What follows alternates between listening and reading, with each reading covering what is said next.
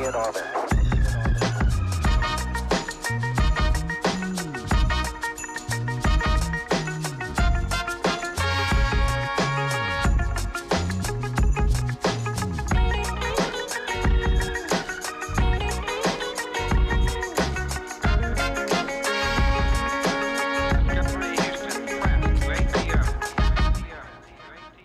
Nice to be in orbit.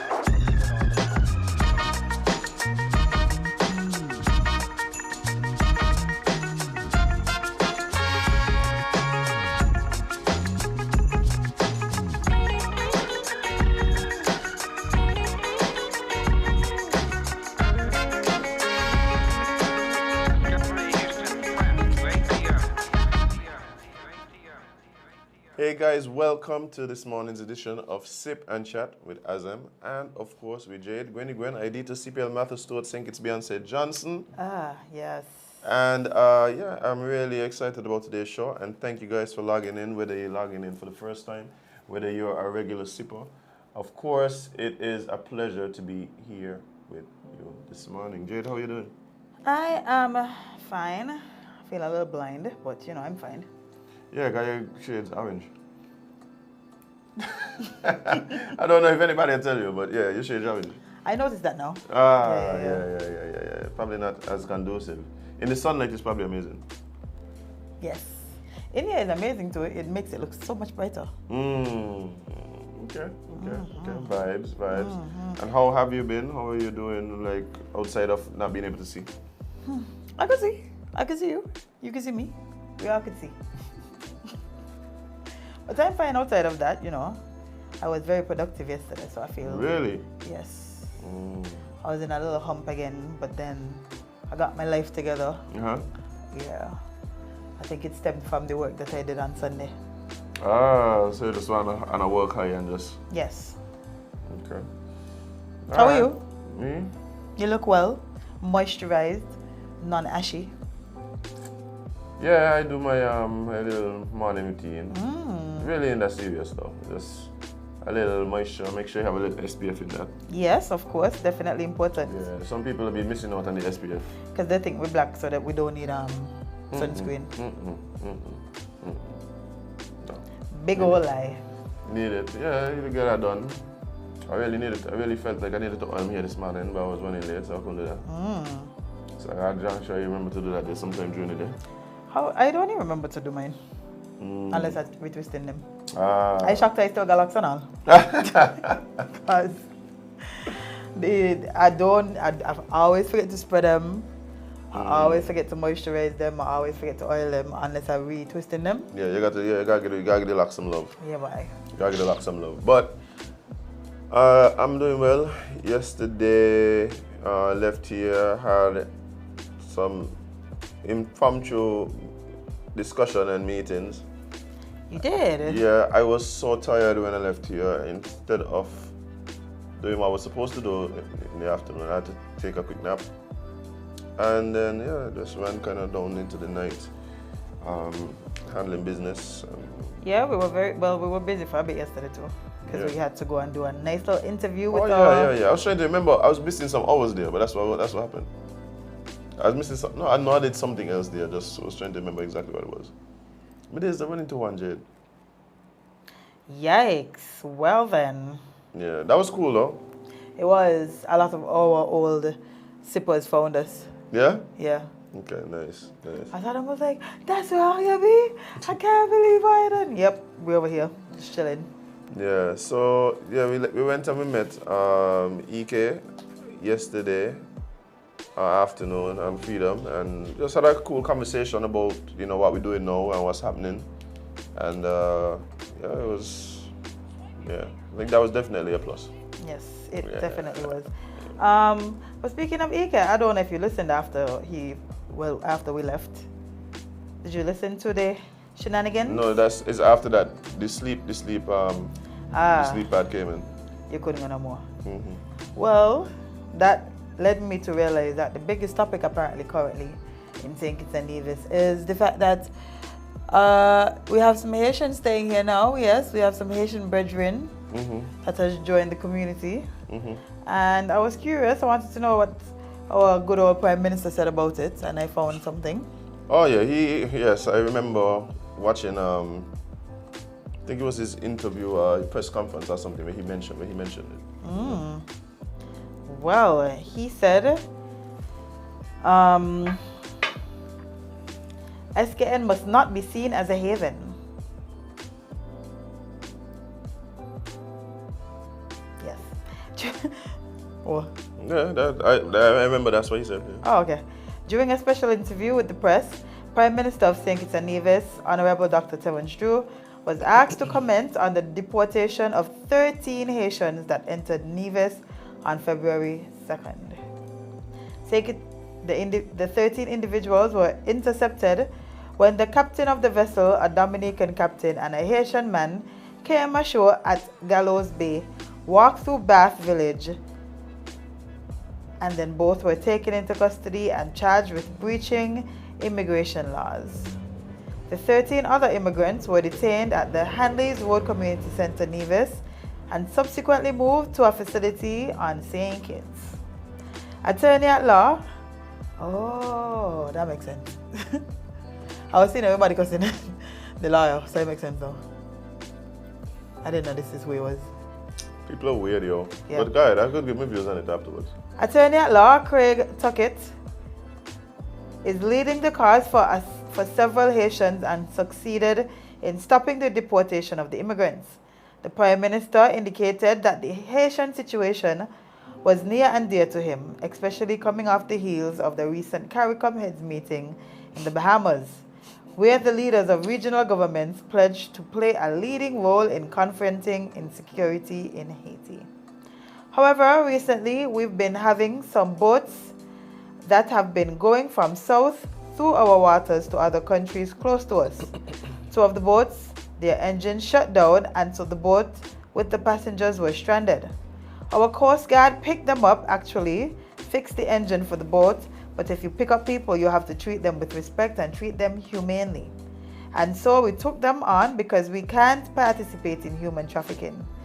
These people are trafficking human beings. They are being paid a lot to transport the Haitians. Let us not think that this is some raft that's come from Haiti down to St. Kitts. These are people who understand what it is happening in Haiti, and they are participating in human trafficking. You mean the stepping in with the government's failing? That's what you're saying? Oh, no, sorry. Go ahead. Sorry. My bad. Go ahead, Jade. Sorry. I'll let you off.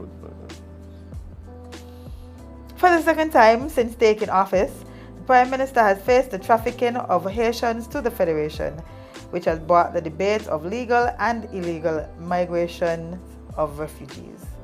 This is not the first one. This is the second one that I know of since I've been the Prime Minister. And so we treat them with respect.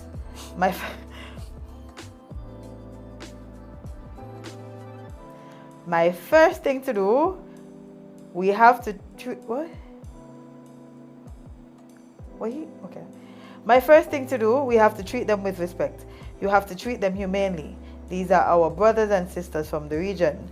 However, the decision, we cannot participate in human trafficking, and therefore we must follow the law and the rules and regulations. That if people enter the water illegally, we must take the necessary actions which we are taking. That is what we are doing. And if somebody uses the law to provide an injunction on whatsoever grounds, then that is the law. We respect the law, but what we will always say is that while they are here, they must be treated... Why you keep repeating that? Because there's no actual plan, Jade. There's no actual anything. There's no meat, there's no policy, there's no nothing. I feel like I can't read it. There's no not. Well, the nation is pissed. They say we're not allowing, we should not allow, we cannot allow people to come and take over the country. People are nonsensical, Jade. I'll tell you what I say. People are nonsensical. And yes, I'm responding. People are nonsensical. Is it that we're not aware as to what the situation in Haiti is? No, we know. Okay, fine. So let's deal with this from a bunch of different angles, right? One, people are dying in Haiti. People are losing their loved ones. In a lot of cases, medication is non-existent, aid is non-existent, the basic necessities of life lacking. We know this. The reports is that particularly in the major cities, gangs have literally taken over the city. Like taken over, like meaning they run things. It's not there's no government rule, there's no police, there's no. They can't even go down there. That's the situation, right? We have watched this happen. We have watched this happen for generations upon generations, decades upon decades. What we're seeing now is not something that just happened overnight. Nope. This is I can't even call it the culmination, but where we're at now is based on literally hundreds of years of wrongdoing, right? Meddling, mismanagement within Haiti, of course, right? But we've watched it happen. Yeah, man.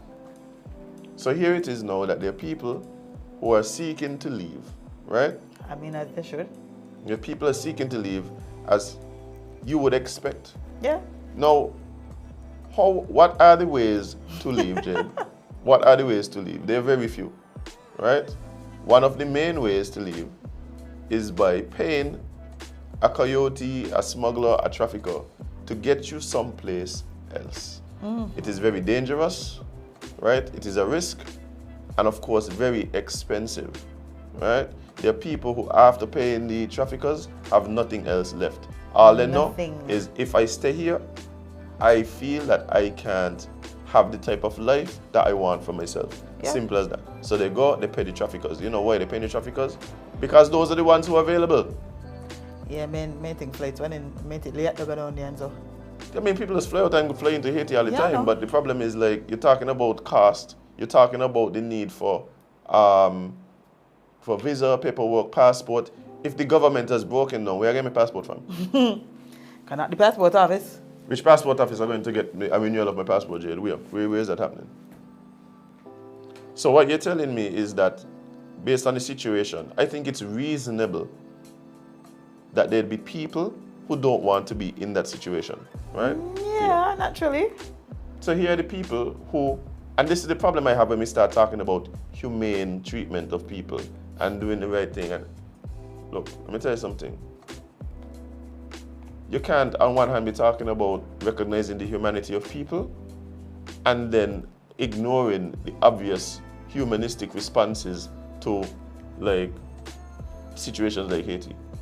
You think the human, like in a human thing to go and decide that, oh, I come born on this planet, my parents happen to be here, and now I can't go over there because, well, my parents wasn't over there when I was born. And them kind of things, like, no, here ain't good, I'm moving. like all these geographical things and whatever is just literally based on, like, wars that's been fought. Like, we see, like, here, like, English and French, like, there's a reason we speak English here. Yeah, that one. Could have been totally different.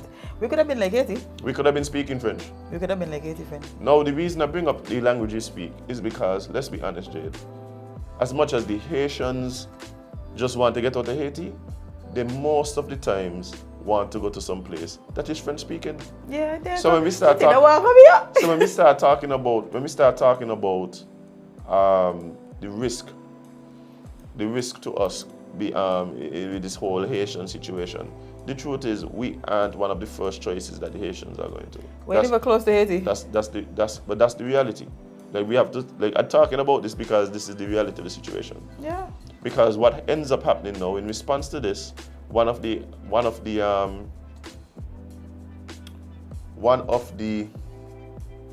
how should I put it? One of the arguments that are made are, oh, these people coming to be a strain on our resources, right? Okay, fine. So if that is the case, then we should have already we can't make these blanket statements without any sort of, like, analytics, right? So how many people are we going to allow to move here in the next 5 years, 10 years? How many people can we take? Can we take 10? Do we pass 13 and it becomes a strain on our economics and our economic? Do we take 50, 100, 200? Bear in mind that we have people entering here illegally all the time. Eh? Like, let's not act like we don't know. Like, there's people who come here can't speak a lick of English. Not no a record, lick no, by. Eh? No record, no record. But remember they're telling him, remember they already admitted to the Prime Minister that they're here illegally. Who? We said? The people who can't speak a lick of English. Yeah. Remember when he... So that's my issue. My issue is where we just draw the line in these things here. As a matter of fact, I would make the argument for this. Those people who leave a place because of whatever turmoil is happening there, right, and move to another country. They are a lot of times resilient. They are a lot of times people who want better for themselves and for their families. They're people who are going to be the most industrious people when they get to wherever it is they end up. This has been proven. Like, immigration has been going on forever, so we can tell that is what it is. I would make the argument that the people that we love to invite here do more to extract from us than these people would, and these people do more to give to us than these other people. When we have these so-called multi-millionaires coming here, want to do all these projects, but they come here, say they got multi-millions, but then go into the banks to take money out talking about they want a loan. When they come here, looking to the government to give them X amount of millions of dollars when all they put in is 10 US dollars in the project. And when you look, for some reason, nobody realized that is we government funding the big development over there that we don't own as a people. Like, nobody saying nothing. These people just like I don't understand the arguments. I don't understand the arguments. I don't understand the arguments. If we're gonna make statements talking about, hey, guess what? These people come in here, they're gonna be assuring on our resources. But okay. So it's only Haitians assuring the resources then. Nobody else assuring the resources. No, why they're behaving so, because the stigmata is basically anybody who they feel like is from a country that is lesser than us. And they don't recognize that what's happening, the people that we're looking up to all the time and calling big, hey, and rolling out red carpet for them and keeping banquets and all. These people extracting from the country, taking millions and millions of dollars from here going. All these developments that don't start and ain't finished. Where the money gone? The money in here. About the thing of free bay. My run and tell you what is in here, do it up. But Jade, this is the same thing I'm talking about, Jade. The so-called developers that we come, these are the people that I can't get a meeting with the cabinet here. These people that just boop, Monday morning and talk to the whole cabinet. Cabinet them deciding, hey, yeah man, no problem, let's do this deal, yeah. And the deals them normally is we giving them money. So wait there, what you come here for? To get money. So nobody watching them things there. Nobody studying about the amount of millions that these people extracting. No, it's the 13 Haitians. The 13 Haitians. Oh my God, strain on the resources. They're going to cause the economy to collapse. The economy going to collapse because the Haitians come in. Because 13 Haitians came here.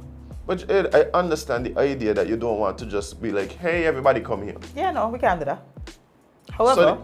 but there's two things to recognize. One, if you don't want them to keep coming, then perhaps you have to help to create a situation where they don't want to leave where they're at. That's one. That's a long-term solution, right? No problem. That's a long-term solution that we have to look at. Cool. So in the meantime, the people that are there now suffering are still gonna want to leave the situation. Bear in mind, this is a vast minority of people that even have the resources. If you're going, the Prime Minister said it himself, these people charging a lot of money to come. Well, guess what? Haiti is the poorest country in the Western Hemisphere. So how much people think got the money to be doing it in the first place? They're making it seem like Haiti taking up themselves and I don't understand. Azem, I was listening to the conversations yesterday, right? Somehow you're wildly ignorant, you know? Like wildly ignorant. I cannot understand how y'all think like this. And then not only think like this, but use your credits to call into a radio station so the nation could hear how you think. You hear the joke, Jade. It's okay. So we need a long-term solution. People are still coming, no problem. If you're going to make an argument for the issue of resources, then no problem. Recognizing everything that I've already said, then there must be resources dedicated to that particular thing then. And if that is the case, then all we have to do is place limits based on science and analytics. It can't just be, I just feel that, well, 10 is enough. Bear in mind that there's a bunch of people that come in here all the time illegally. We see them walking around. Yeah. They create their own whole, basically their own communities. They have their own communities full of people that here illegally. But guess what? A lot, they come here and they work. They positively contribute to the society. They bring in skills. They're behaving like people moving here and just who are laying down and receiving government benefits. And that's the point I'm making. They cannot because they're here illegally, so they ain't even getting government benefits. They don't get social security, right? They don't have bank accounts. They ain't on the PAP. They ain't on the step. They're on nothing because they're not supposed to be here, so they're not putting themselves in a situation to get caught. You know what they do? They work illegally and then they're going to spend the money right here. Right here. Oh my God. That's what is happening, Jade. But how they know this? If you know this and I know this, how they know this? So this is the thing, I Jade. tell you, it's an ignorance thing. It's a discrimination thing. It's not because they feel like, oh, the economy going collapse. Because if you ask the same people who say that, they don't understand about the economy. Show me how we are and how we're going to collapse because of these people. They cannot. So this is the thing, Jade. So how do we manage the people that come here now, right? Again, apart from the long-term solution, there must be a recognition that whatever we do here ain't gonna stop. And when we start talking about treating people humanely, you want to tell me the humane thing to do is to fix the engine and tell them go on your merry way? Yeah, tap the man a bum. That's the humane thing to do, Jade. We have to. That's the way to treat them with Oh, we better respect. fix the boat and just tap the man a bum. Oh, you go ahead now. Have fun. Especially considering that, especially for St. Kitts, we're not one of the main. You know where they're going? They're trying to go to Martinique. They're trying to go to St. Martin. They're trying to go to Dominica. They're trying to go to even the ABC Islands, right, Jade?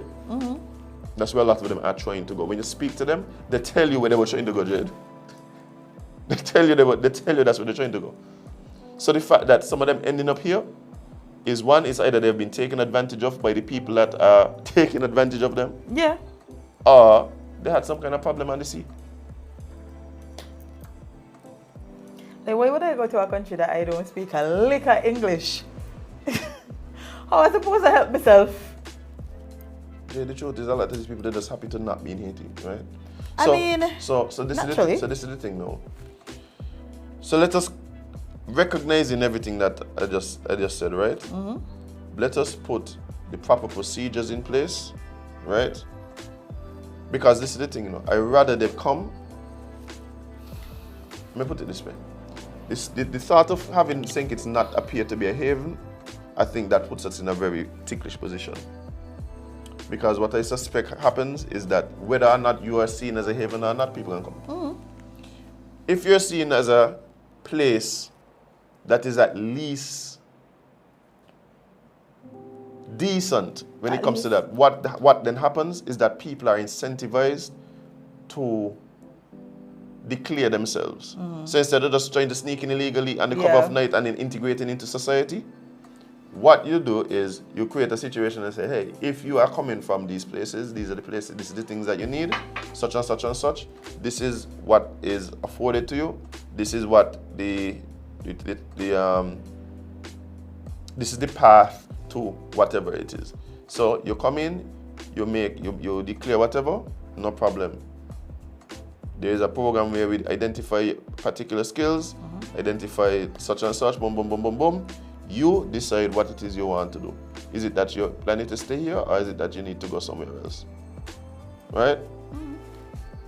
Because we're not participating in human trafficking, right? So it's not a matter that we put you back on a boat. My thing is, that's the participation in human trafficking. If you put them back on a boat and send them on the way. I said, yeah, just don't come here. That's human trafficking. So my thing is this, like, figure out, like, we ain't doing nothing. We ain't doing nothing new. The idea of refugees, the idea of asylum ain't nothing new. Apparently, a lot of people don't know this word exists or what it means. But what I'm saying is the policies and the way forward, I wouldn't know. But somebody knows because this is going on forever. Yeah. There must be something in place. This is going on forever. So, like, all we have to do is to literally look at how asylum works in other jurisdictions. The smarter people than me, the people involved in immigration, the economists, the sociologists, they look at it, they figure out, okay, this is how we can tailor what is being done to fit our particular situation here in St. Kitts Nevis, right? And implement that policy so that everybody knows what's supposed to happen. But it can't be just people just cussing and saying, oh my God, they're taking over. But listen, let me tell you something, right? Pray and hope that we are never in that situation. But Jade, I was about to get to that, Jade. Right? I was about to get to that because that is the next thing, you know. Because I saw it, you know? A lot of you, right? A lot of you who just take up ourselves and go Miami, Boston, New York, Atlanta, go visit our aunts and uncles, they're illegal too. I forget about that. Nobody, I forget about that. All in England. All over the place, Jade. We, back in the day, had, when it was hard for a lot of us here, and people saw there were other opportunities to make a better living for their life, people left here and went to Santo Domingo. People left here and went to as close as Antigua and work on the military base. Don't talk about second St. Kitts, St. Thomas. I was about to get to St. Thomas because that's the point I'm making.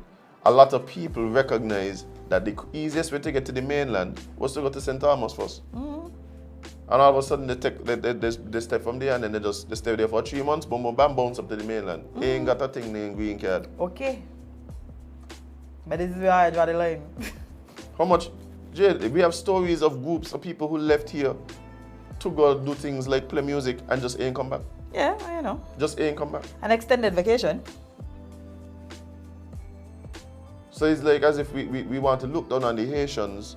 We want to look down on anybody who is not Haitian, Azem. Anybody who is not Haitian. I tell you, I've heard the way Haitians speak about people who aren't from St. Kitts, right? Y'all are terrible human beings, you know. Like, don't think this is not national pride or you're trying to rep your country. No, no, no, no. Is there a St. Kitts Indian Association? Is there? To your knowledge? There might be. Okay, me and Kid, then go vex me. So, obvious. So here the joke now. We'd be here talking about XYZ, right? I'm gonna Google when we start talking about human trafficking and mistreatment of people and treating people with respect, treating people with dignity and so. Y'all don't act like y'all ain't know. They got certain business people that are coming in here, bringing people from their home countries to come here. And when they land here, put 8 of them to live in a house, take away the passport, they can't go nowhere. So they enter the country legally, Jade. Right? They get work permits and all these things. But guess what? They're living in squalor. Okay. They can't go nowhere, they can't leave their family, they can't call home. These are the things. Don't act like y'all ain't know. We know, we just see them all the time. But here comes the little Haitians trying to just make a little better for their life and everybody got a problem. Where we got people who live in 10 in a house and can't call their family. Oh, but they're here legally, so it's okay. Yeah man. They pay a little change, so it's fine. They come to the airport, they pay a little money, the business operates in St. Kitts and puts money into the community, so it's a little, you know. Yeah, one don't eat the food. With a little sweatshop activities. One don't eat the food. But it's a little, you know, when you hold people not kidnapping. Is it kidnapping? They don't get a day off, Jade. They work Sunday to Sunday. Me friend, I've spoken to people of the Indian community who works at different establishments, and I'm often shocked by the treatment. Oh, but guess what? You want me put it on a different level? There we go. They come here, they treat their own like that, and then they end up in management positions over people that look like me and you. I want to treat us so too. Mr. I born here, I'm buried here. Are you willing to do the same? Are you willing to say the same? No. Like, I don't understand what these people like. Talk to them, friend. Talk to them. It's crazy. Like, it's crazy. Like, when we start talking about humane, like, people just misuse their word. Because I can't understand. This is how we come up with these conclusions. All kind of nonsense been going on here. People come here, extract millions and millions and millions of dollars from the country and go about their business. Just After we roll the red carpet and treat them like kings. Yeah, just got a little groundbreaking, you know. People putting up our development 6 owners before the thing even open. I don't understand. I saw you go, friend. I saw you go. I tell you, yesterday just really, I mean, my eyes been open to the way that we as Haitians and division speak about people, right? But yesterday was really like, oh, y'all insane. Y'all talking about people like the dogs, like they're not human. I really don't understand it, Azem, because if you guys were in the same situation, you would want help from these countries. You would want these countries to make you feel like a human being, treat you a certain way. But y'all ain't care about that because they knew in the situation. All right. All we have to do is find a way to do it properly. That's all. No one is saying that these people should just be allowed to just come here, come on the island, do whatever. But I'm going to tell you this. If you don't make the proper policies in place, if you don't recognize what the reality is, all that's going to happen is they're going to come illegally. Yeah. So what you have to do is create a legal framework which recognizes what the situation is, so that we could get a proper fix on the situation. Yeah. Like, that's all you need. And why y'all feel like people just out here risking their lives to sail across open, deep water daily for fun? Y'all ain't feel like they're running from something? Like, common sense wouldn't tell you that. No, they know what they're running from, Jade. They just don't care. Oh, okay. And they don't recognize that it's not going to stop because you don't care. It's not going to stop because you don't care. That's one of the biggest misconceptions with the way we handle things, especially with politics and legal affairs, right? Things don't stop because you don't like it. That ain't how we work, man. When the driving force of things is necessity, your feelings towards it ain't gonna change whether it happen or not. So what's gonna happen? No problem. St. Kitts is not seen as a haven, so we just don't come in and let them know we're here. And you know what another gonna happen? I mean, it's been happening. That's the point. It's been design and you think, man, it's been happening. That's the point, Jade. That is the point. What we have to do is, if we recognize that there are certain places around us that have a situation that will dictate that people are looking to flee in mass, then those are the places that we can accept people from. Whether it is a matter that there's a limit to that, whether it is a matter that the process is as such that we are able to either maximize their skill sets, whether it is a matter that here is a place that serves as a place where for them on a stop on another journey or whatever, which would require like international relations and so with whoever other places and thing, no problem. You know the thing too. What does upset me about this thing? What? You know, you got places in the world. I was looking at like 4 of them this week. You know, you got places in the world that pay you to move to them? To move there? You trying to tell me something? No. You sure? I didn't tell you nothing. Oh, okay. That's all like you was doing research. No. Instagram does bring these things to you. They let Instagram give you no ideas, you know. But no, you're correct. I came across, I don't remember which one it was, but I came across one recently. Yeah, they pay you to move there. Jade, let me put it this way. You have African nations that are paying Caribbean nationals to move there. If you have if you have certain skill sets, they'll pay you to move to the continent, right? Some places give you housing. Some places like schooling, give you a check, all these kind of things, right? So maybe what happened is maybe we need to figure out relations with some of these places where we could be like, hey, if you're looking for people with certain skill sets, who knows? But what I'm saying is we don't have to reinvent the wheel. No, the wheel already exists. Yeah, the wheel already exists. Just if we are going to be, if we as a people are going to be seen as caring and, you know, understanding to the plights of our because we say it all the time, oh, you know, we have to take better care of Haiti, we have to do better for Haiti. Too long Haiti has been neglected, and then you do the same thing, so you might as well not say anything then. Jade, do you want me to tell you why the Haiti thing ain't gonna change, or at least our response to it? Because the leaders of all these nations, they just come back from a meeting in Bahamas or wherever there was, you know. But here the joke.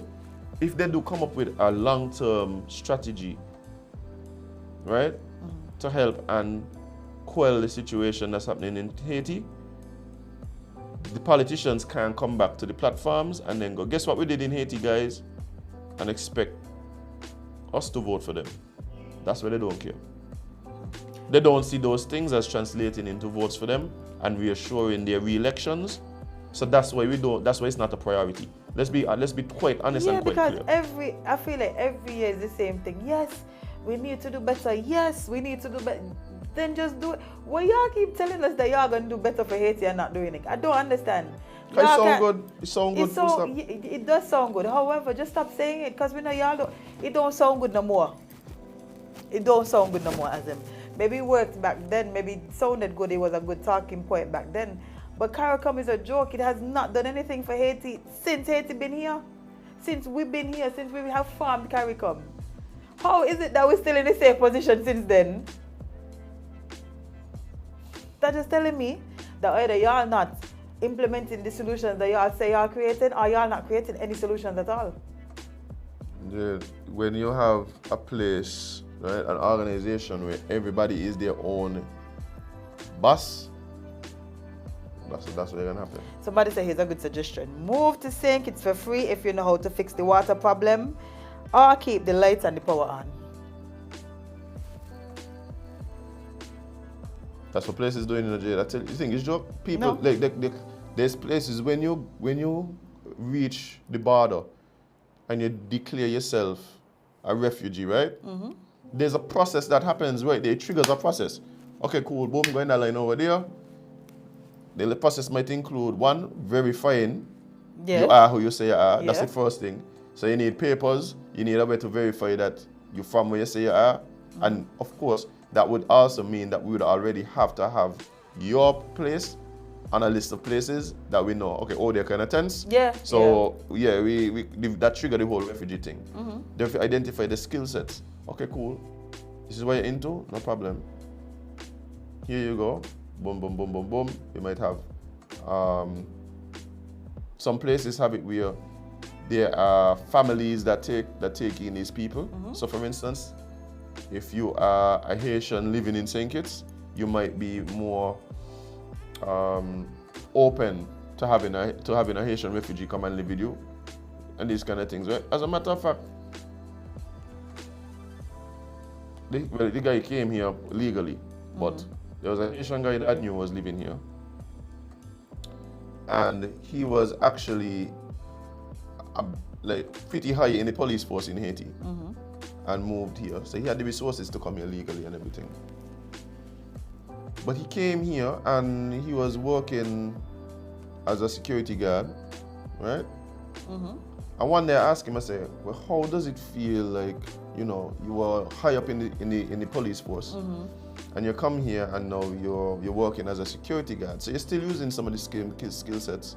The man said, boss, I just love the fact that when I finish working, I could come home, lay down in my small twin bed, and I ain't got to worry about what's gonna happen. If any bullet can come through my window, the man said, but I don't care if I was shoveling garbage. The point is you're safe. You're safe. But the point I'm making is he was able to translate his skills that he had in Haiti to a job here, right? That's a certain level of expertise, right? Now, a lot of these people aren't going to have that, but at the same time, I think a lot of them will. The reason I can say that is because of what the Prime Minister said. If it's expensive to come here, then it's probably people who are at least middle class in Haiti. And not only that, if you have that type of system in place, they're going to encourage more people with that skill set to come here. Because they know, But that's what they're afraid of. They don't want it to appear for haven. So what they would rather is for people to come illegally. Why? It's for people to come in illegally, Jade. Like that, hustling backwards. If, you know. Why we so backward? The problem I have, Jade, is that when we start talking about resources, they're watching that. I want, like... Somebody said, do you remember the willingness to house persons from St. Vincent after the earthquake? Yes. I tell all y'all is a discrimination thing, you know? Yep. Y'all literally just discriminating against Haiti based on things that you've picked up throughout your life or heard or seen, and you feel like, oh, these people don't deserve safety and love and the entire world don't turn their back on Haiti. The entire world, we're guilty of it. And the only reason we're here right now is because of them. So imagine the people who put framework in place for us to be free and living how we are living. These is the people y'all want to treat the worst. Yes, because guess what? We want to play up with the nice metropoles. Oh, the big countries. Yeah, we want to play up nice with them. So yeah, their view of whoever should be our view as well. Because God forbid that we have a different view than them. Oh my God. Oh, now we're blacklisted. Right. And again, Jade, let me put this out there. All I was talking about strain and our resources. Cut it out. Cut it out. Because you know they can't get no government assistance. Jade? Yeah, No, Jade. I ain't even talking about that yet because they should. Yeah, but my problem is this. All the millions that we just give away. Yeah, boy. Because we ain't just give like Ukraine some money. Ukraine who didn't even like us. I'm talking about we're not even giving to people in need. We're giving to people that claim to have millions already. Oh, you mean the people who come in here to say they're investing in things. The investors. But extracting the money. Extracting the money and going with it. Yeah. All they're doing is coming here and getting richer and richer, and what we have to shuffle it. A little groundbreaking, you know, a little sign. Give me a break. A little red carpet rollout with a ribbon. You cut the ribbon, everybody gone. We have till this day, you know, all sorts of developments that ain't developing, you know. They're just there, chilling. And these is the millionaires. Yeah. The millionaires, they don't believe the millions here, they go with them. No. So don't come tell me the shipping is about extracting resources. If you really care about resources, well, let's talk about that. Let's talk about that. Like, I don't want to hear it. I don't want to hear the argument unless you're talking about the other party. Yeah. I with you. I don't want to hear it. Again, I was just shocked. No, was I shocked? Let me not say shocked. I wasn't shocked. I was more disappointed. I was more big up Eachwood because he was the only person who seemed to have some sense. Yeah. You know, we got all rest him and Bridging. And he won't call, but he can't because we're on the phone line yet. But yeah, it's. And I don't want to knock us too hard, but maybe it's a matter of trying to educate people and bring a different viewpoint and perspective. The problem is like we politicize everything, right? We politicize everything, and I mean I'm not talking politics in the sense of Labour and PAM and them kind of things. I'm talking politics in terms of just how we navigate the conversation. Yep. Right? We politicize the issue, right? And so it becomes, well, I on this side and you on that side, and at no point are we supposed to even agree on the same set of facts. No. Are we at any point supposed to see any value in anything that somebody who has a different viewpoint is saying? Nope. None of that. And so it becomes difficult. Is literally you against me, and that's it. It's difficult to move any topic forward. And you said maybe we should educate. I agree with educating people, right? But I feel like at some point we have to educate ourselves. These people are people that have been on the earth before me and you, Azem. These are not young people just come in or better. These people that has seen earthquakes and turmoil and all of these things in Haiti. They lived through it. They've been turning on the TVs before we even had internet and seeing this thing happen. So it's not an education thing. It's literally an ignorance thing. Yeah.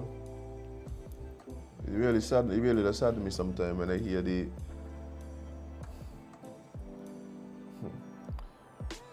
because at some point, I keep saying, at some point we have to start asking ourselves, like, how are we able to selectively ignore the humanity in people? How are we able to selectively just pretend that these people... Because it does not affect us, as in But things that don't affect us, we don't care And that about. is the fallacy, because everything affects us. Okay, well, they think that it don't affect them because... That's what I'm saying, that's the fallacy. That's the trick. The trick is convincing yourself that these things don't affect me. As if it could happen to Haiti, what y'all think it can happen to you? No, but the fact that it's happening in Haiti has repercussions on us here. And that's the problem. We don't want to acknowledge it. What I would have liked to hear the conversation center around is, hey, what is it that we want the process to deal with people that end up here, who come from these places?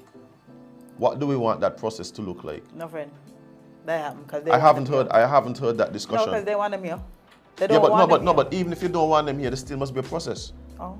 You see what I'm saying? So even if you want to, it can't just be an attack on the person's humanity, motivations for where they're at, the situation. It can't be just an attack on the person. Somebody else also says, another reason why we should formalize the process is undocumented people tend to work for cheap wages that undermine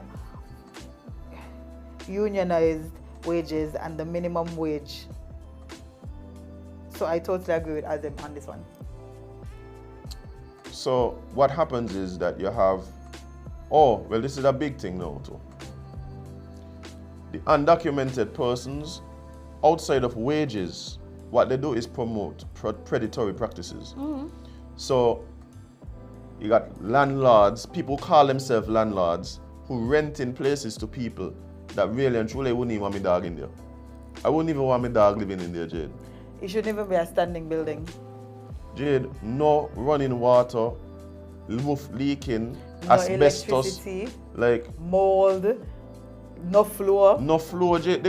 Jade, and this is the problem. The problem is that when you do not allow a process, right? It don't stop things from happening. It just gonna happen under the table. Yeah. And then that is where predatory practices happen. That's how we end up in a bigger situation. When we start talking about human, we're not participating in human trafficking. Sorry. Of course we are. Of course. What was the accent? Like, that's the ignorant accent. That's the accent of ignorance, Jade. But no, it's like, what are we talking about? Go walk through some of these places. You didn't have to walk through, as in drive on the main road. Yeah, it's right there for true. Drive on the main road. I remember literally looking at places in Newtown and going, people shouldn't even be allowed to just sit here. Like, that is a health concern right there. You know they live it. Treat people humanely. Treat people humanly. We care about humans, Jade. Oh, yes, only Elvis. Bye. Yeah, okay. Yeah, got it, yeah? Yeah, got it, bye. I don't know what we're focusing on, Jade. Bye. All we got to do is figure out what we want. If you're trying to have a limitation on the strain on resources, then no problem. Then figure out how much resources we can spare. And perhaps what we need to do is look at the areas that we are already wasting too much of the resources anyway. Let me ask Gath if we have any, immigration. If we have any immigration, yeah. Immigration caps. We don't. No, but even in terms of the citizenship by investment, that has been one of the things that people say, well, we haven't even had that discussion. Should there be a limit on how many economic citizens we can accept, right? Whether it is per year, per quarter, or whatever, right? And if somebody says yes, there is, then one, what a number is, and two, how do we determine what that number is? Sometimes you feel like we're just winging it. We wing, Jade, that's the whole point. Mega let you buy. Sometimes I feel like we're just winging this. This whole country thing, like we're just winging it. Yeah, this whole society thing, we just... Society is an experiment, right, Jade? Yeah, but some of it is just like... Whoa. We're just trying things to the wall and see if it stick. Ah, yeah. showing things to the wall. No, they're putting things on Facebook and then looking at it and saying, hey, maybe we need to address this. Let me take a break here. We have a very special guest next. Oh yeah, I'm actually looking forward to this, and this is actually going to make me feel a lot better about myself. I think so too. I think so too. That's why I want.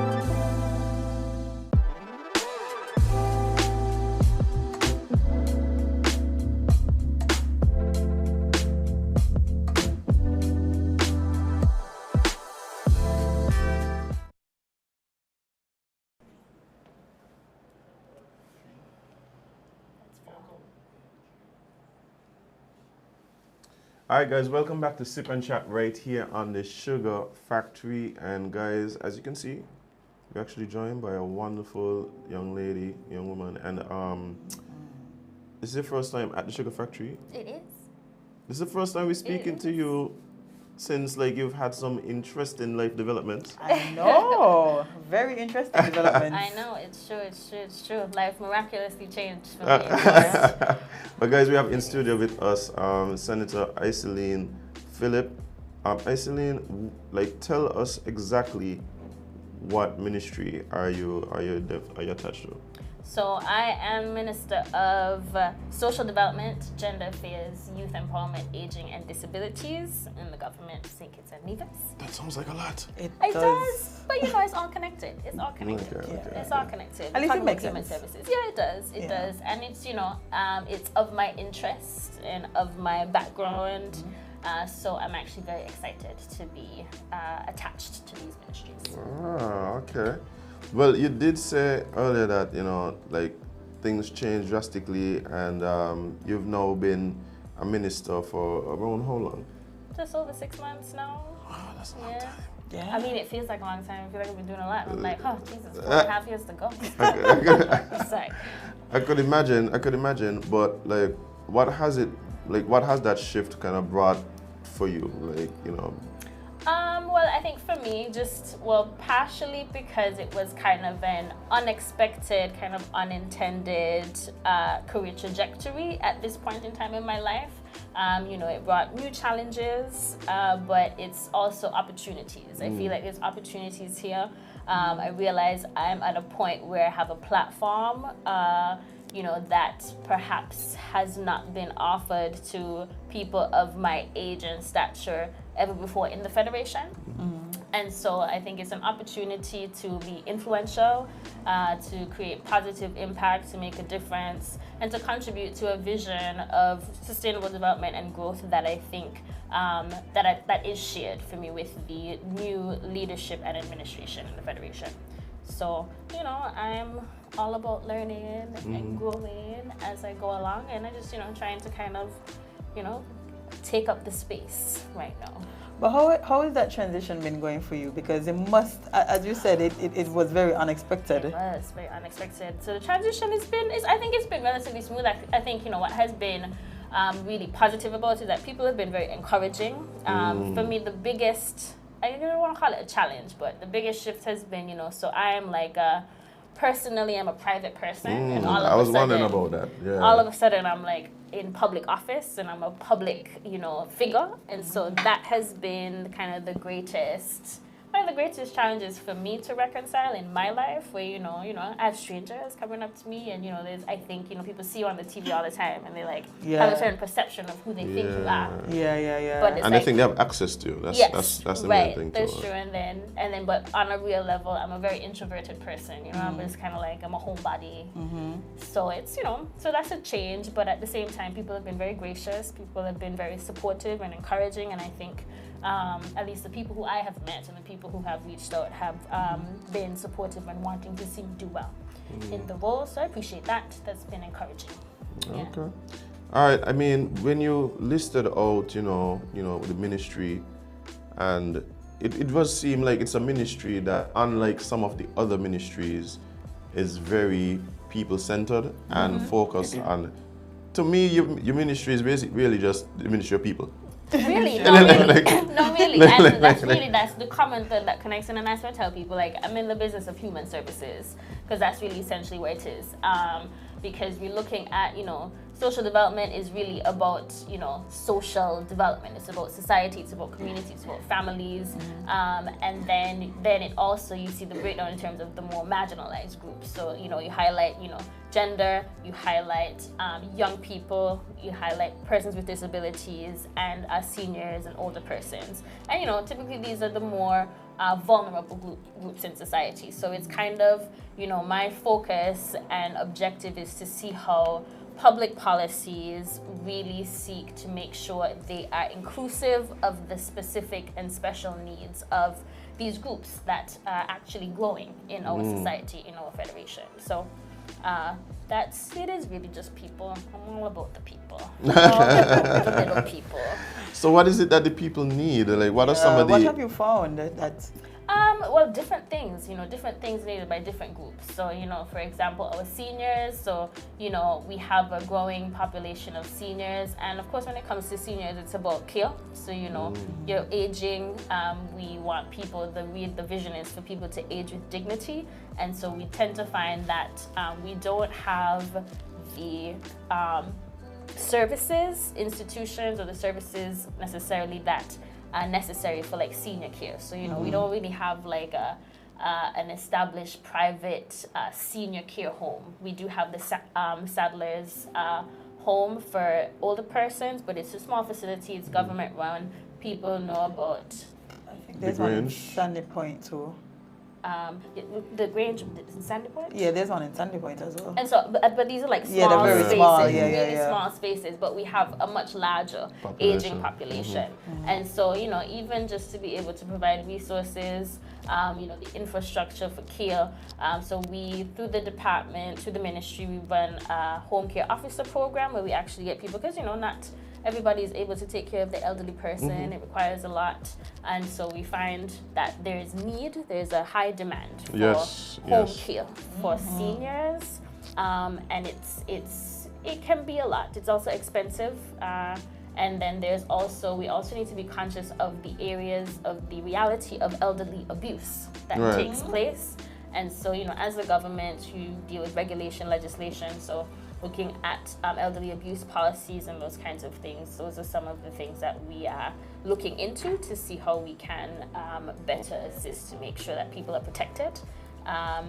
In terms of persons with disabilities, I think socially we have always thought about persons with disabilities as a health problem. I think they've been stigmatized, marginalized in a lot of ways, and their integration has been delayed in a ways, because I think the way that we think about persons with disabilities. And so I think with that, we really have to do a lot more public education, a lot more awareness building, so that we can raise consciousness so people recognize that persons with disabilities are just people who are differently abled, Yeah. and so they just need some greater accommodation, but there's no reason why we shouldn't be seeing them in our offices, where we shouldn't be seeing them at our events. You know, persons with disabilities, they like sports too, like, you know, you know, so some of the things that just more recently, so we actually found out, so you know that there's no porta potty for like, that's not big enough for like a person with disabilities. Yeah, like a wheelchair. Yeah, like wheelchair accessible porta potties. Yeah. And so it's like, well, that's a gap in the market. So Yeah. we've actually been talking to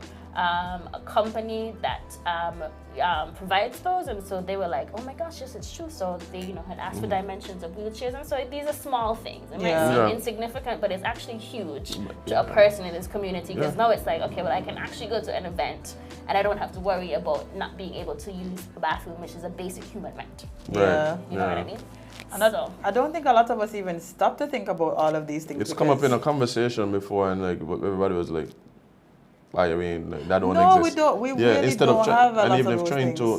Even instead of trying to address it, right? Sometimes it just kind of get glossed over, and I think that's kind of what you're saying. Yeah, no, it's true. Yeah, and I think it's just, like I said, it's a matter of consciousness raising. So, you know, it's also, you know, we're not accessible friendly in our infrastructure, and so things like that, you know. So in terms of the government side, there's talks about, you know, housing revolution that's supposed to be coming, and so it's just making sure that those perspectives are also considered, so that when you're building the new houses and these new homes, that they are accessible, right? So, you know, disabled people with disabilities also need homes, you know, so we just need to be a lot more conscious. It just needs to form part of our normative thinking that, you know, hey, you should have a ramp and you should have stairs. So we just need to, it's all about more greater integration. And for a long time, I think the feedback that we've gotten, that I've gotten, is that, you know, the persons with disabilities in that community have felt neglected for a long time.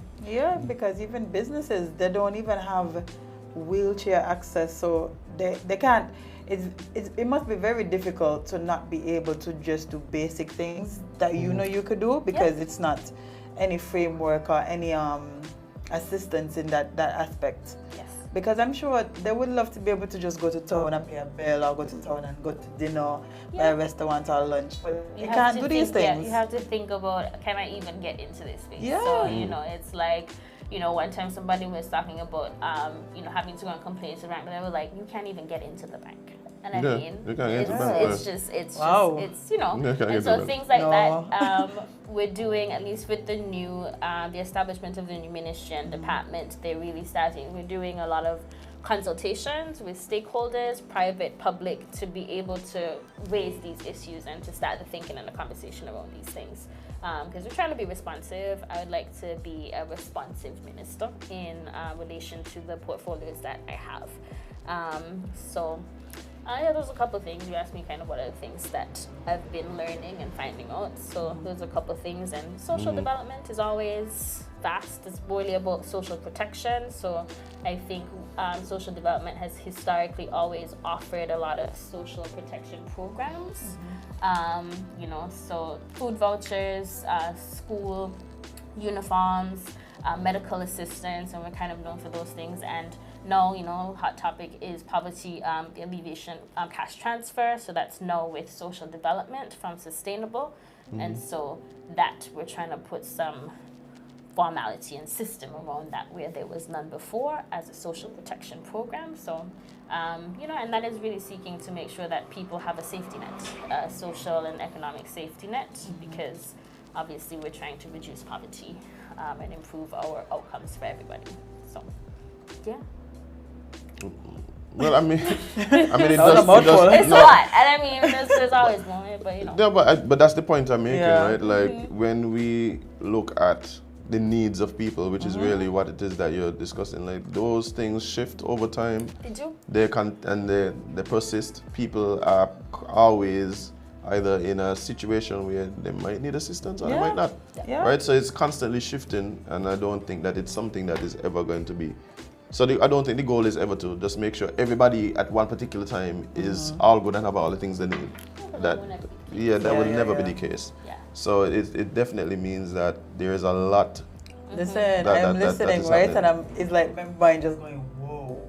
Yeah, There's so much that has to be thought about, so much Yeah. that has to be put in place. No, really. And I mean, it's people's real lives too. And, you know, because, you know, the stories you get, like, you know, people who come to social services, especially, you have, you know, it's people's real lives. People are going through real hardships in life. And so it's kind of like, how do we kind of try to ensure that people have the basics that they need just for, you know, human dignity. And so that's a big, you know, large part of it. And, you know, you were talking about the Haitian situation and, you know, about, you know, treating people humanely and all of that. But, you know, when it comes to people seeking asylum and people who come in, you know, at least for our framework, when it comes to the Federation, we don't discriminate necessarily against immigrants. If you're here legally, you can also access social services. And so we just recognizing that that's the position that we have here in the Federation. So, I mean, you have gone into this role, this new ministry is here, and now you're getting a sense of where we're at. And so, of course, there's going to be, wow, there's a lot of things that we could be doing, should be doing, and have to do. At least from the ministry's perspective, what are some of the main focuses, meaning the priorities, the things that we recognize, hey, we probably need to get this going right now? Priorities, so for social development right now, it is the poverty alleviation that's kind of taking up the most space right now, and making sure that that has some structure and system in place.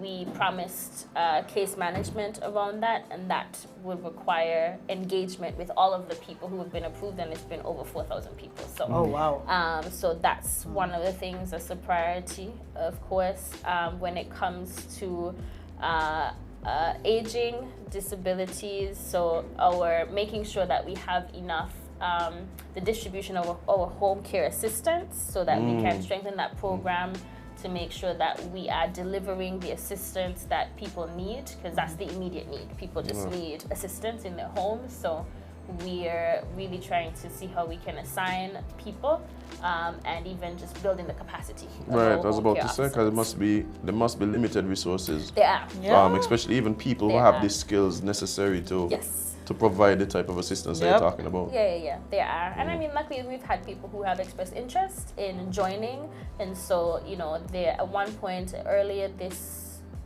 last year, there was a course that we encouraged. There was a course for persons who are interested in doing home care, for persons to do at the CFBC. So people who decided to do that would then be able to be engaged, to consider to come on board through STEP.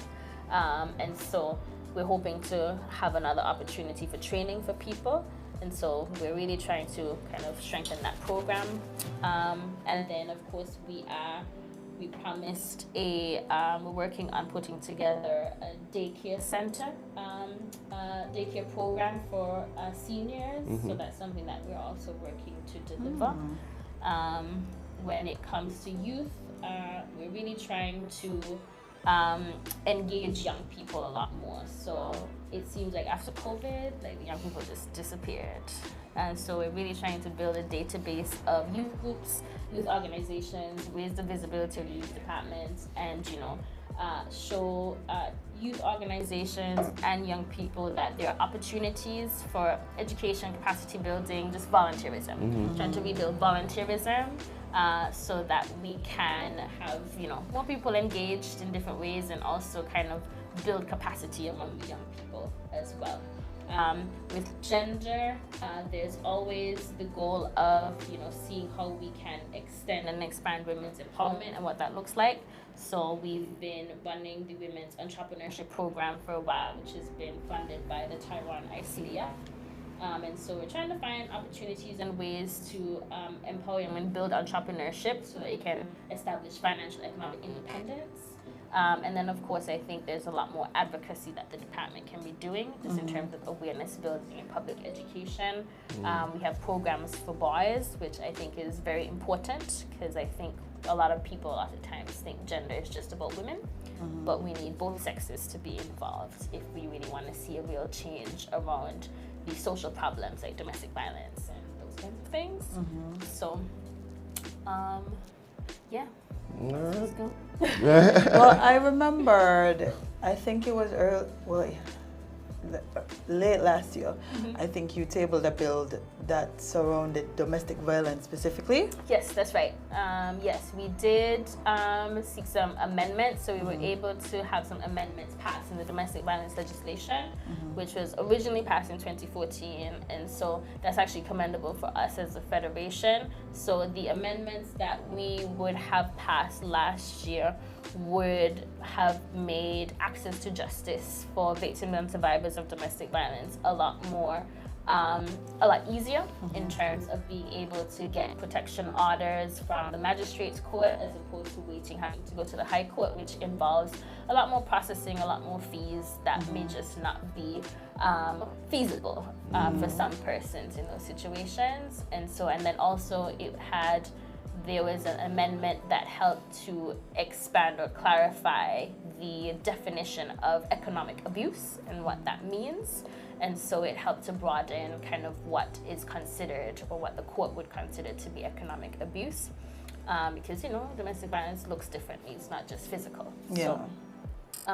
So, those were pretty significant because they actually made immediate change, particularly in terms of access to justice. And that was really the primary objective for those amendments at that time. We are considering other amendments to the legislation more broadly because we do recognize that currently domestic violence is only recognized within, heterosexual unions or those types of relationships, but domestic violence can be between siblings, it can be between same-sex couples. I know it's a controversial issue for a lot of people, but I think state protection should be afforded to anyone regardless of what you choose to do in your personal life. Yeah, and if you're a part of society and you live in this country, I feel like the laws have to cover everyone. Right. It should. So I believe that. So, those are things that are being considered in terms of future amendments to that legislation to help to strengthen it a little bit more and extend the legal protections for persons who would experience gender-based violence. Were getting these bills and protocols in place difficult? Did you have pushback or was it smooth? Actually, no. I think for this, and I think it's because we have the Prime Minister in the person of Honorable Dr. Terence Drew, who's actually been very vocal about his support for women's empowerment, women's involvement, and women's protection.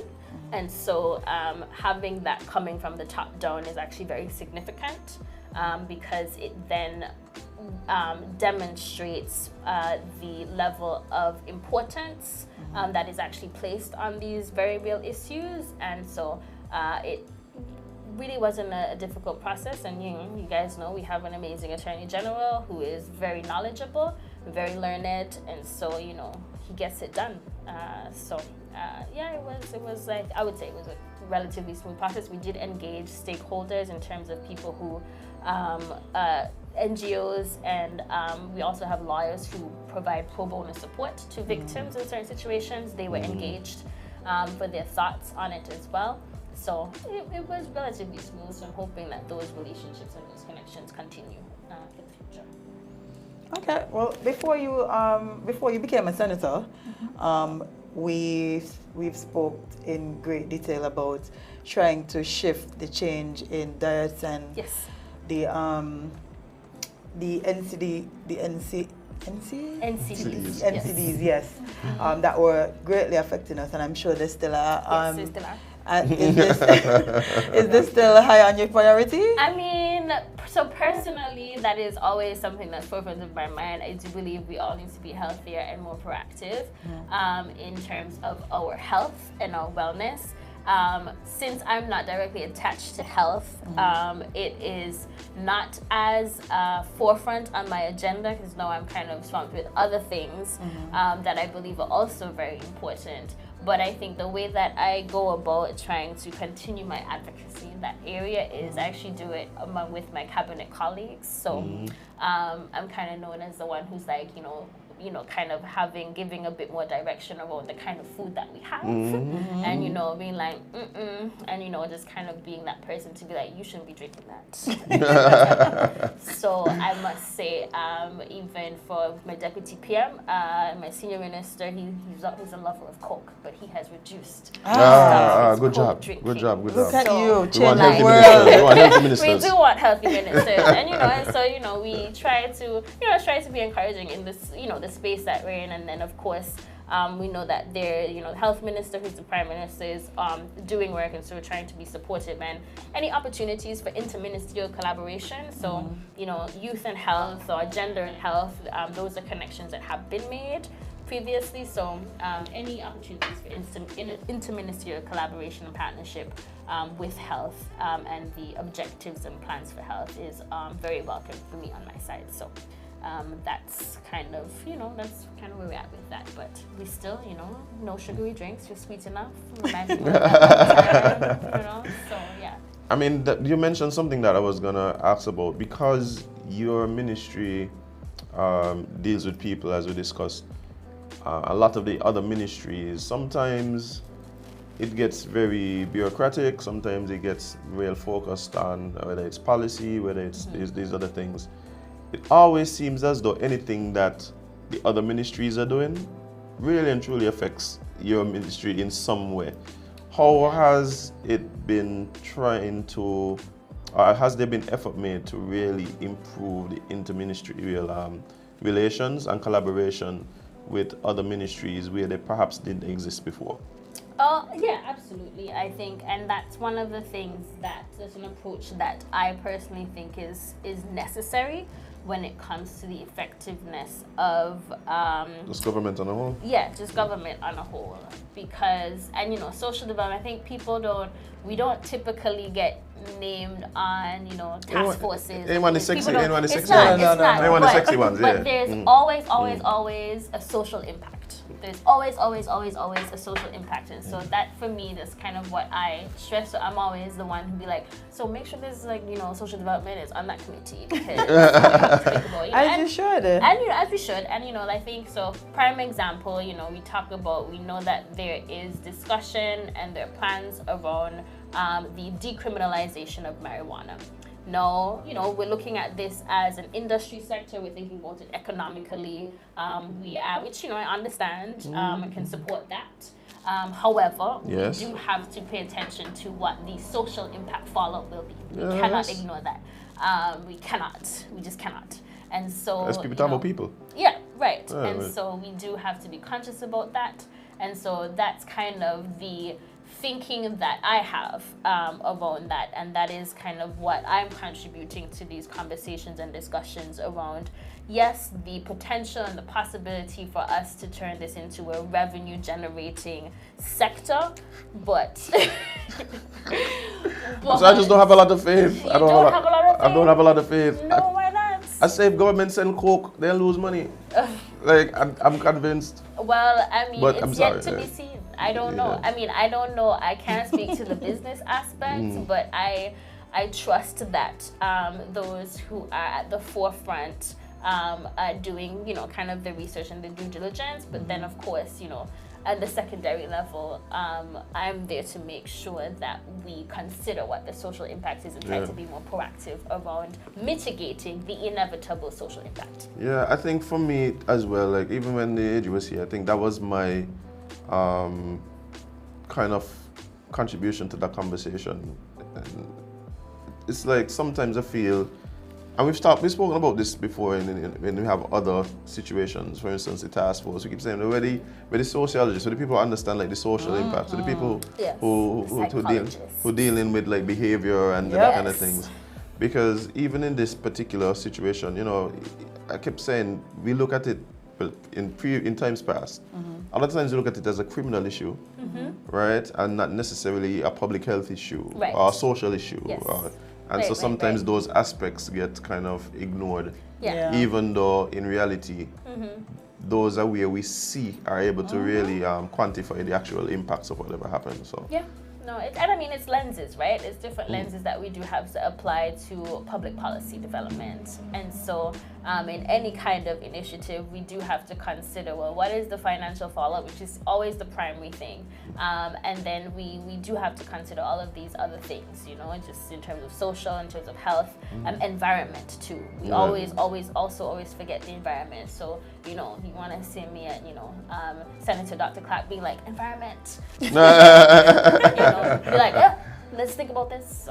So I mean, and I would hope that the public is able to have an extra sense of assurance that the government and the administration and the cabinet comprises of individuals who have these different backgrounds and who, so that we can have a more comprehensive approach to development, because I think that it was always ultimately the objective of Dr. Terrence Drew.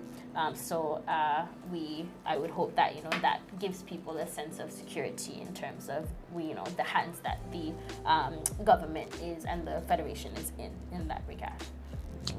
Well, yeah, I mean, you've said a whole mouthful. I'm sure you've given people a lot to think about, but I know you have to run because you have a very important. I have to go to Parliament. Yes. Oh, yeah, that's happening today. Yes, it's happening today. Parliament, Hello, she has to say. Well, at least think it. Apparently. Well, listen, y'all are taking over the world, and I'm just here to be like, just remember me when you're famous. You mean like you? I saw your blue check on Facebook. Oh, you did.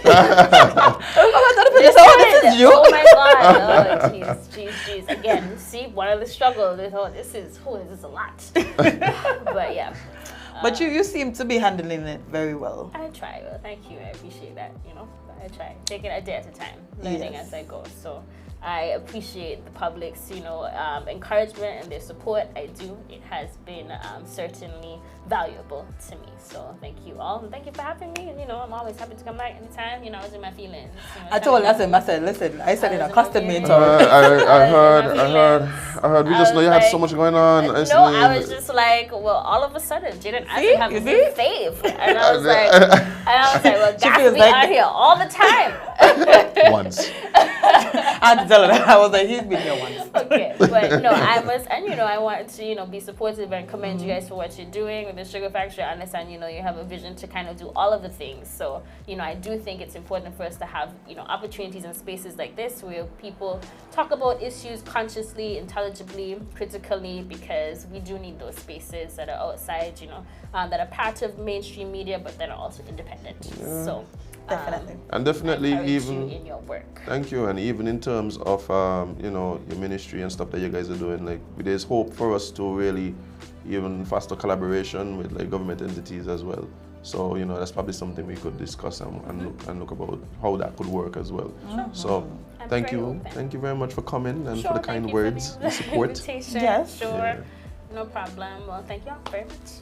All right, but guys. We're going to take a short break. We're going to be right back with more Sip and Chat right here on the Sugar Factory. So stick and stay, fill your mugs, and be right back.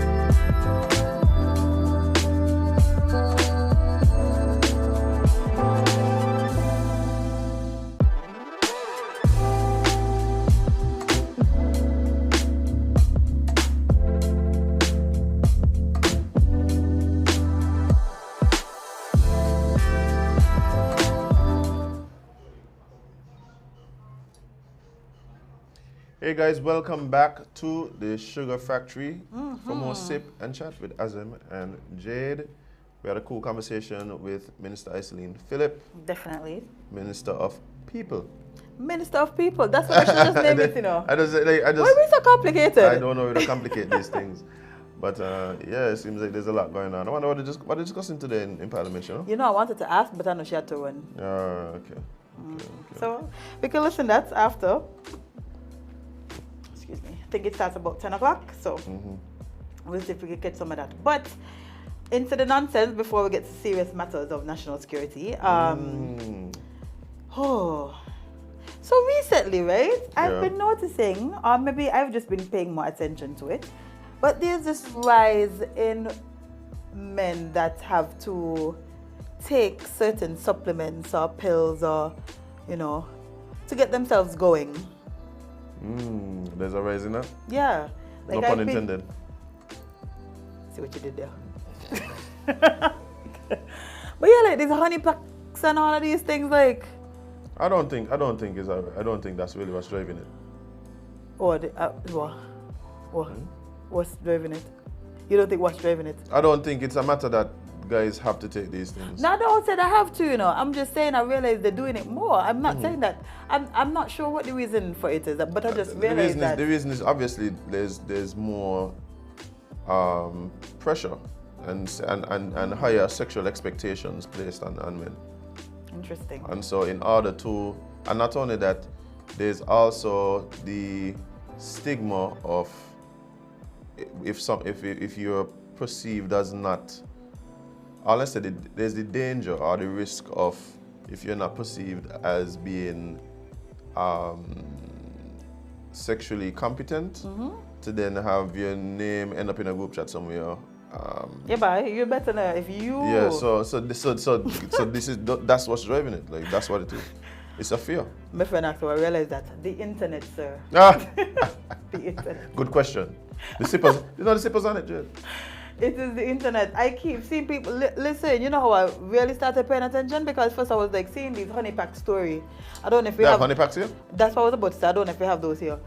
But then I realized people using them to cook, and I'm like, what is happening where you are putting honey packs on chicken? But yeah, the reason I brought that up is because we have a story that says a 41-year-old man dies after taking 2 Viagra pills while drinking.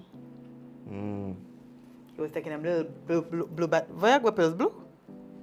That's what they say, the blue pill. Sorry. Oh, that's what okay. I wasn't sure which one it is, but a 41-year-old man has died after taking 2 Viagra tablets while drinking alcohol, it has been reported.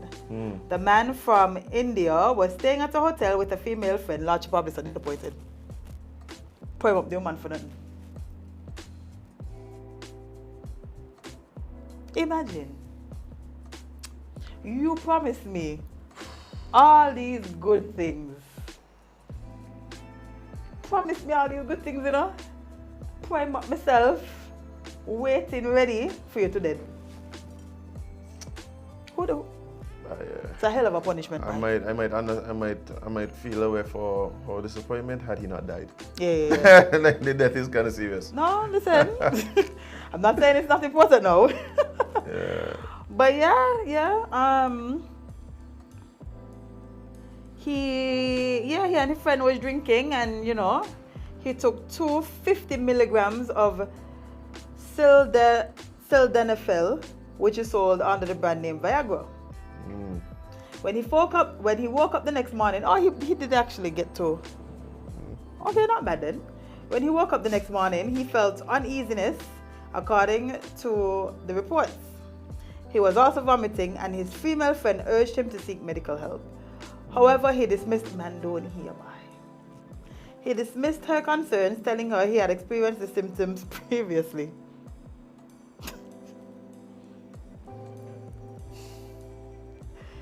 But his condition got worse. The man was taken to the hospital where he was declared dead on arrival. Wow. Why men don't like to listen? Especially when it comes to health. There's stigmas attached to it, Jade. As if the man said he felt this way before, and so he's fine. No, he lied, man. That was a lie. How you know the man lie? That was a lie, Jade. Okay. He felt close to death before? I don't think so. So, no, but I think more likely is that he recognized if he was to go to the hospital, he'd have to admit. He have to go explain. Yeah, it's a stigma. It's a stigma that attached to these things. So you're rather dead than tell him you needed some help with the little Johnny. I don't think anywhere in his thought process that he was going to die? He was weighing going to the hospital, like not going to the hospital against dying. But what I would say is this, right? On one hand, fellas, the best thing we can do for ourselves is to remain active and remain healthy, right? Instead of trying to supplement the good times, just aim for overall, like, good bill of health, right? Doing things like couple sprints a day, like lifting heavy things. All of these things help to build up your testosterone. As simple as it is, sleeping, getting a full 6 to 8 hours of sleep a night, like, greatly reduces the need for these other things, you know. So a lot of times, instead of looking for the quick fix, what we need to do is just recognize that, hey, we just need to fix the body. Yeah, because 41 is very young for you. And and I've seen people who are even younger. Young as 19, 18. But it's because our society is so fixated on sex. And because now there is this unrealistic expectation of what sex is, most likely driven by the porn industry. So, but we need to stop watching so much porn. Yeah, driven by the porn industry. And so what happens now is that the unrealistic expectations, if you don't live up to them, means that you've somehow failed as a man, especially where men attribute so much of their manliness to their sexual performance. And on top of that, there's also, like I said, the risk of then embarrassment if you don't live up to an unrealistic standard. So it's just Definitely going in the group chat. It's just no, Jade, but seriously, like, I know you're dead. like, not even going in the group chat, like, literally you forget to take out the garbage, you get thrown in your face. Oh, that's why you think no stand up. like what you mean? no, like, real talk. But Like, that's a real thing. BS, but however, sometimes I think women weaponize these things. That's the point I'm making. Like, the point I'm making. Unnecessarily. Not that there's never a necessary time. Exactly, to that's the weaponize it, point. but, I mean, like, those type of things, like, you know, it's not even an argument. Like, it wasn't even he disrespected you, so you disrespected him back. No, I know women. And because of the fact that it has become so normalized for people to shame men. In a lot of times, in situations where shame ain't even necessary, it's like yeah, suffering, you know. Yeah, like, it's crazy. Yeah, like, it's crazy. But so they go ahead and they weaponize it, right? Even in cases where, but the reason that it's such a big thing is also because a lot of manliness is wrapped up in sexual performance. That is true. So it's just a real powder keg for, like, bad behavior. Here you go now, to avoid all of this. You just take a blue chew? You take a blue chew, honey pack, wherever they got. What else they got here? What else naturally you could use? Don't know. I hear something about black stone, turtle blood, all kind of things. Yeah, woo, y'all doing a lot, boy. Yeah, turtle blood and all kind of thing. I don't know. It's crazy. I don't know what they have and what they don't have here. I don't either. But yeah, this. Maybe one of the people could tell us why it is used. What do y'all use? Give the young men some advice. I don't want to know. Go get some exercise. Do some push-ups in the morning. You might not want to know. No, but Jade, but the problem really is, like I said, we aren't taking care of ourselves. No, that is true. A lot of our so problems. That might be driving the use as well. Like, you're taking all sorts of drugs, right? Like smoking all kind of weed and things like cocaine, and like people don't understand how. Yeah, they just go out there doing coke just so. Just so. Now I understand weed, but yeah, they'll just be doing coke. Wow. But people don't understand that the way that dopamine works and the other chemicals that assist in in sexual arousal and that kind of thing, they don't recognize how drugs, and when I say drugs, let me talk about alcohol, how that affects. No, they don't. They don't. So, for instance, someone might. I hear people say all the time, "Oh, when I drink, I get in the mood and all these kind of things and so." But they don't recognize that it's a very delicate balance of chemicals that's happening when you ingest these things, and so it may at some time or at some point aid, or what you might see as an aid, but really and truly, like over time, They hurting. it becoming a problem. Like you get to the point where you depend on certain things. Yeah. Like I hear all these young guys talking about, oh, when you drink a Magnum, it's like And a wax stone and a Guinness. all kind of thing. Some Oh, you drink Campari. and they don't recognize that really and truly, like these things are going to negatively impact your ability to perform. It's unfortunate. You know what I found out recently? I'm scared. No, you should be. I'm saying it like the little kids. I'm scared. Apparently, when you drink Campari as a woman, that means you're a man beater. Yes, Jade. Everybody know this. They don't say it on the bottle. Like, what are you saying? Why are you pushing this negative stereotype towards my drink?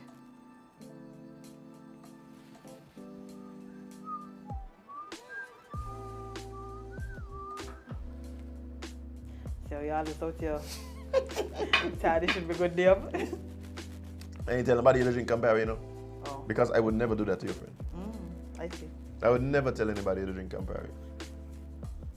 But read the bottle next time, though. I think it might be on the bottle. I got this one and see.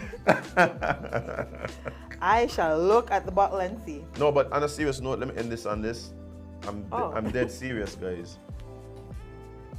Take some time.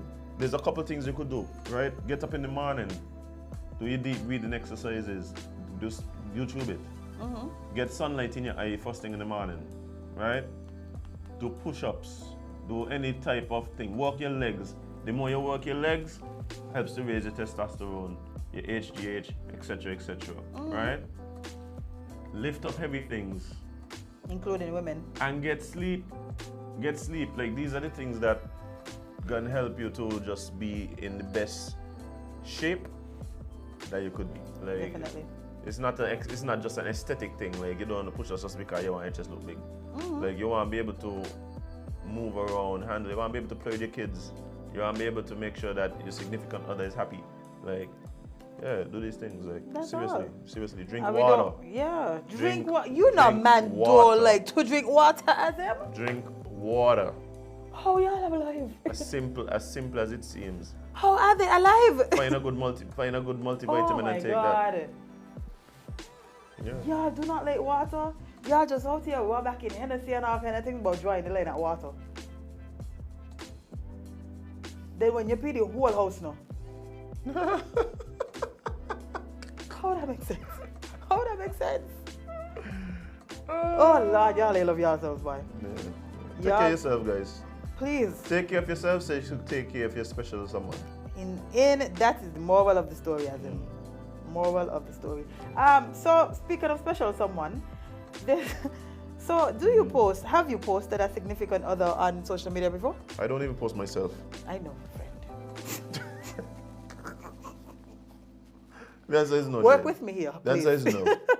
The answer to that particular question is no. I don't even post myself. Wow. Had it not been for this show, right? A lot of people wasn't gonna know how you look. People wasn't gonna know how I look. No, that's facts. That is facts. Yeah.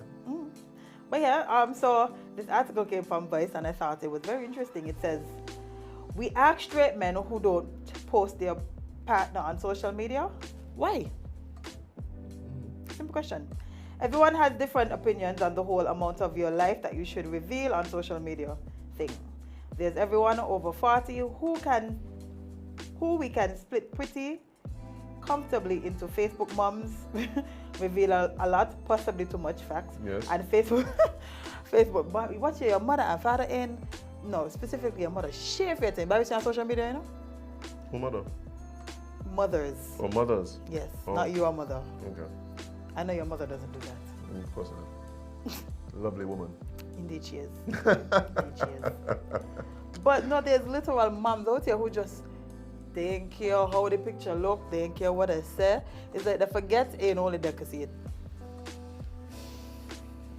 Now your whole life on social media. But yeah. Yeah, I'm very afraid for this generation. But yeah, you were saying that's a whole different topic. Go ahead. Yeah. Before we go on a tangent. Yeah, before we go on a tangent, let's at least get you the first paragraph. Yes, then there are young people whose presence on platforms like Instagram generally fluctuates. Some find it necessary to constantly update their Instagram followers on such things as how adorable their girlfriend looks while asleep on a megabus, a candid shot of said girlfriend eating popcorn, a selfie of boyfriend walking the dog on a Sunday, a selfie of girlfriend and girlfriend in ASDA, self-checkouts, etc. However, will post bone-chillingly little couples content on Instagram. Straight men, I am obviously looking at directly at you, say this. But what is it all about? Is it a sign that they want to hide you like a troll in the basement, or is it simply not that deep? I'm getting very disappointed in voice generally, yeah? But For some, the unwillingness to post their partners come from a certain amount of self-preservation or fear of public embarrassment upon breaking up. I'm super wary of posting pictures with anyone now, to be honest, says Franco, 26, who up until recently has posted pictures of all his past relationships on Instagram. I look back at my posts and half the people there are snakes. Franco might need a little bit of, he needs an outlet. it just doesn't make sense, Jade. Like, what about that? Like, I don't understand. You know the thing that does like just make me shake my head over and over again till I have something like a crick in my neck? What? This thing that happens, right? I had a significant other at some point that used to love posting me up and down the place, right? She was proud. You know what happened to she? Aww. So here did you joke now. Fast forward, I was like, how much years or whatever. We no longer together. Now she has to go back through and wipe a whole year's worth of posts out because apparently now you can't let nobody know that we used to be together. Yeah, I understand that. So when we was together, it was fine, but when we're together now, you want to just the idea of having to now go back and wipe delete all of it, those? It's just like what? That's why I keep those pictures in my phone, so I could easily just go and mass delete. I don't want to. No, Instagram has mass delete now. But I don't know. I'm not. I've done it before, but I'm not somebody that. No, I'm not saying look. It's like a constant poster. But that's my thing. It's not that it's not that I'm discouraging anybody from posting anything or whatever. But at the same time, it's like the main issue for me is two things. One, the motivations, right? So the motivations are like I know are sometimes that's like a heat check. When you're playing basketball, right, Jade? Yeah. When you're playing basketball, you might sting a tree. So what? Feeling it, but you might sting another tree. The next time you come down the floor, you come back a little further back, walk out. But let me do a heat check, see if I really warm as the beef tree. And you pull up the shot, right? Sometimes that's what people be doing here. They're doing a heat check on the relationship. So they post a picture to see if anybody can come back and be like, That's what y'all do? yeah, people in there. Wild. So what I'm saying is they're different motivations. No, I've actually seen people admit to doing this. They No, that's post like, in the man and say, any y'all does dux him, any y'all there's a y'all heat know check. this man, let me know in the inbox. There's a heat check. So that's what I'm saying is, so the motivations are kind of funny for me, right? The other thing is, well, I guess this falls into motivation too. But the major thing that I think of when I see these things happening is you are so concerned with giving the impression of having the great relationship. But a lot of times aren't putting in the necessary work to ensure that the relationship is as good as as you present it to be. Yeah. Right? So it's like you're looking on, like, how can it be that yesterday, right? Yesterday, you posted the picture with the person, and there's the nice caption underneath that speaks to so much love and dedication. and so much happiness. Love and happiness. Then today now, you're telling us that it's no longer a thing, and you knew it wasn't a thing forever. This has been happening for some time now. Boom, boom, boom, boom, boom, boom, boom, right?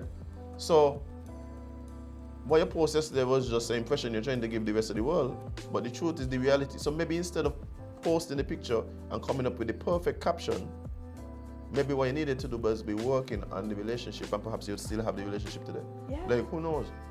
I mean, sound advice. You know, just Sound advice. what's the focus? Like, what's the focus? We overshare Azem. And I don't understand how we reach the point where I feel like we know too much about each other. I feel like as a society, we know way too much about each other. Like, me supposed to know your crotch was burning. Like, me supposed to know you had these things happening. Anything for like, Jade. Anything for like. Anything for like, anything for reaction, anything for a share, Jade. It's ridiculous. Like, why we out there telling people like we like people peeing on us and so, like, why that can't just be like a private thing? You didn't see? Yes, but I just now thinking based on what you said earlier that that guy drinks a lot of water. Yeah, he has to. Anyway, that's that's beside the point. Let's play the We don't king shame here. However, we just need to stop sharing everything. We don't need to share everything. We don't need to share every aspect of our lives with. You know what's even crazier to me? I'm not sure if you've ever seen these, right? These people that give house tours. You literally getting on the internet and showing everybody what in your house. You mean burglary instruction guides? Yeah, man. That's why they call them, yeah? It got to be. Burglary instruction guides. Because what you're showing me, we are all the valuable things in your houses. Yeah. What you're showing me a floor plan, the escape route, the window that ain't working for 2 years now and refuse to fix. Like, what? How you showing me how to pick your lock and stuff? This is what people don't understand, Jade. Let me put it this way. In regards to relationship, people don't recognize the difference between secrecy and privacy, right? A lot of that has to do with motivation, but there is, for those of you who there's a difference between secrecy and privacy. Talk to them. All right, that's one. We live in a world now that because of access, we have devalued privacy. So people no longer value privacy, right? They really don't buy. And so that is why, people would go and bring walk. That's why people would go and live while they actually walk into the weed patch. You're gonna let that one go by. No. We can't bring him on talk about it. We can't talk about that. We can't talk about that. But we're gonna bring him on. Yeah. And then there's also people who would, for instance, I know I've seen posts. A twin hunger just hit me in my chest, right? Wow. Shock me and my chest bun me. Hunger don't play. Yeah. But there's people, I've seen posts where people would say something like, oh my gosh, this is such an amazing day for us. Me and my husband, we are finally leaving our kids at home for fun as we go out for dinner. Sorry about that. No, I'm not. This is happened to someone I know. Like, I've seen it. I was the one who messaged them and be like, yo, take down that. Well, I was the opposite. I was the dumb child. One time when I was younger, my dad left to do something. And I was ignorant to social media. Most people are. Yeah, and I took up the phone and I think I put on Facebook that... Home alone. Yeah, finally home alone. Daddy gone about his business. Boy, my father called me so fast and cussed me out so bad. Which was understandable. No, that's a serious thing, Jade. Because the danger I was putting myself in, right, that I did not recognize at that time, was incredible. But again, I was a child. But there's adults who should know better doing this. No, but that's the point I keep making. It's like almost daily I say this. I say we have not matured to the point to responsibly use social media. And what is happening is that the technology is constantly improving and getting more and more invasive. And we are not maturing fast enough, we can't keep up. No, I tell you, Azem, some people don't even read the fine print. They literally have apps that say, I will now have access to all of your personal information, all of your pictures. People don't care about that. People don't care about that. There's an app that recently I was going to use the app, and the app literally said that by clicking accept, I am giving the app permission to post from my social media what the app wants. Mm. And this is what people are also doing. That is why a lot of these apps I don't use. Yeah, as you shouldn't. So I don't think it's a matter of people hiding people. Like, we just don't value privacy enough. So when you don't see somebody doing that, you feel like they don't love you, or you're ashamed of me, or you're hiding me. No. But that mindset alone worries me. The mindset that, like, it has nothing to do with anything that I do. Mm-hmm. It has nothing to do with anything that I say. Mm-hmm. It has nothing to do with the experience that we actually share. The value, like what you value into what you place value on, is whether or not you get posted on social media. And I see it all the time. It's a real thing. Like, people cuss. Like, I've had people not meaning that. And they cuss you over it? I get cussed for it because they get, oh, yeah, share me, whatever. And it's like, look, let me tell you something. Share you? No, share you how? Like, this is a real thing. It's like, I don't even post myself. I don't want my image up and down the place. Like I said, if it wasn't for this doing the show, like, we'd have probably see 4 pictures of you. Yeah. You would have been like a Yeti. I think I've seen it. I think it does it exist? But yeah, so okay, and so I said, look, apart from, okay, I'll give you an example. Mm-hmm. We live in St. Kitts. Yeah. Everybody know everybody. All the time. Small world, right? Very. So how is it that you're upset, right, about not posting me on your social media because you're saying that means that I like hiding something or whatever, right? Yeah. But we're just walking up and down the place. Freely. Where everybody know everybody. Mm-hmm. And so everybody could see, like, bagana. Have I ever had an ex do that to me? Boy, I hope not, you know. No, it's a real thing. It's a real thing. Like, I don't think I've had an ex, because generally, like, if I'm in a relationship, I'm with that person a lot. Yeah, I mean, everybody could see us. Wait, invisible. No, but Jade, oh boy, this is another ticklish one, boy. What that? There is a trend. Oh dear. And I see it more from young women, so I don't want to feel like attacking young men, because I'm sure some young men do it as well. I will confirm. Let's go. Where young women take pictures, videos, that kind of thing, of fellas without their knowledge, and post it to their social media accounts. No man of men does that. So this is the thing. I'll give you an example. You spoke about people sharing their house. So imagine now you're a guy, right? Mm-hmm. You hold your house on social media, you know. Your house on social media. And you ain't know. You ain't even know the video come up, but the straight line from your door to your bedroom, right on social media. Yep. The layout of your living room on social media. You ain't know about that. Not a thing. And the argument is twofold. One, they'll take the picture like your foot or your hand or something and give you they know the thing had come up big, no face, no case. Mm-hmm. And trying to convince me that that's like better. But not, yeah, like you're adding an emoji over my face, but they could see my entire house. They how that can help me? No, but yeah, do not take people picture, video and post it up without their consent. Like, how is this? And the thing that does bother me about this thing is these the same people who their favorite word is consent. Consent, yes. The favorite word is consent, but for some reason don't ask for consent for nothing. Don't ask for consent for nothing. Just do as they like. But yeah, like, oh boy. Things weird out here, man. Like, I don't know what people dealing with. So and then gonna turn on and argue with you, you know. Turn on and argue and then say, well, you just see me close friends. Like anything to stay close friends. Oh, that's another thing too. All y'all are posting up like y'all have naked self and dancing and walking up in your close friends. No. We all could see. Screenshots exist, man. Yeah, we could all see. We could all see. There is literally screenshot and screen card. The only way that will happen is if you use one view. Watch here.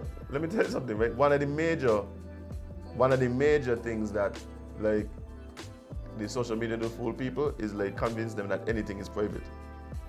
Like there's no private chats, guys. There's no close friends.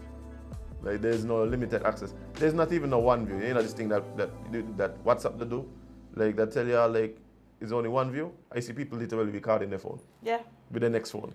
There's ways and means like, around everything. Come on, stop fooling yourself. You know? And this is why I keep telling people this thing that you're telling me where you're putting up things but you didn't expect anyone to see, then why put it up? Then why you put it? If you ain't put it up for nobody to see, why you put it up why for? you put it up? Why you put it up? You know how people ain't gonna see it if you ain't post it. That's how people won't see it, Jade. May I understand? How is this concept so difficult? You don't want people to see, and that does remind me of people who just cuss you, like they put a business on social media and then cuss you because you're in the business. Well, how I gonna know it if you ain't tell me? If you ain't tell me. How would I have known? And once you put it in the public, then it's for public consumption. Obviously. and for public comment and for like, oh, I just want to be in my business, keep up with news. How about you don't tell us your news and then we ain't gonna be in it? Yeah, how about that? Simple concept. I like people who post things and then when people go in the comments and give them comments that they don't like, they cuss them. You know why you not about me? Because I don't post. Y'all gonna just think I'm toxic. Because that is the impression I give in y'all every day. Oh, that is it. It's crazy. Yeah. Crazy. Okay. Jade, there has been a lot of interesting topics today. Thank God for Aislinn coming and bringing the good vibes. Yeah, man. I was going on a very dark path, eh? But I think a lot of these conversations are conversations that people be having. And so, necessary. You know, it's cool. Yeah, and it's cool for us to like kind of have it here as well. So like more people could get involved and have the conversation. I'm looking forward to all the people that are going to message me about my comments and the Haiti thing. I'm looking forward to all the people who, people that meet me in town and be like, no man, generally people approach me with dignity and respect for some strange reason, and I appreciate that. Keep it up. Like I just see people like reach out to some people in some very aggressive ways. Generally people tend to deal with me like decent for some reason, and I'm happy about it. Look at you. I'm happy about it. Perhaps it's the beard. Perhaps. I think it's the beard. The Rastaman vibes. No, that's people busy at Rastaman too. Would you? Damn. As they shouldn't, but I think it's the beard, Jade. I think the beard gives me a sense of dignity and respect. And guys, for those of you who are beardless, my condolences. and to the ones that are trying, we see your effort. We see trying to connect. Ain't there yet, but we see. Ain't nothing wrong, guys. Yeah, you do your best. You do your best. Ain't nothing wrong. But all the Kingsters got facial hair, so yeah. All? Yeah. All of them got facial hair. But guys, I appreciate you coming and hanging out with us right here at the Sugar Factory for SipNchat today. It's been an interesting show. And of course, we're going to be back here tomorrow. Of course. More guests, more interesting topics. And really looking forward to it. But at last, we got to leave. We got to go. We got to disembark. Oh, this look like my lunch for today, boy. Wow, that's local? Or something you're going to make? I have to make it. I look like foul, so I can't ask for none. Corruption, yes. Corruption,